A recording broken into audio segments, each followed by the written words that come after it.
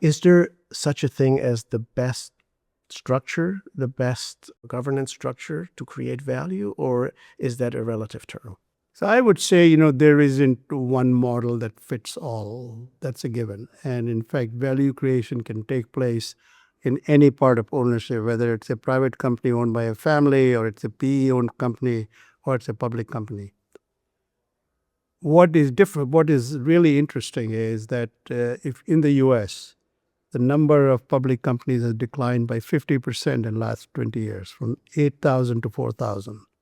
Number of private equity companies has gone from 2,000 to 10,000.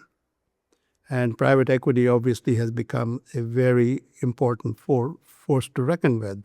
And then, of course, there are a lot of private companies as well.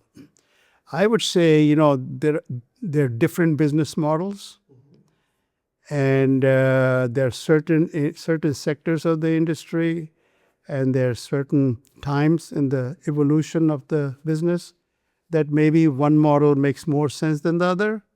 But I would say the reality is all three can create value. And I think more important is, what do you learn from each other?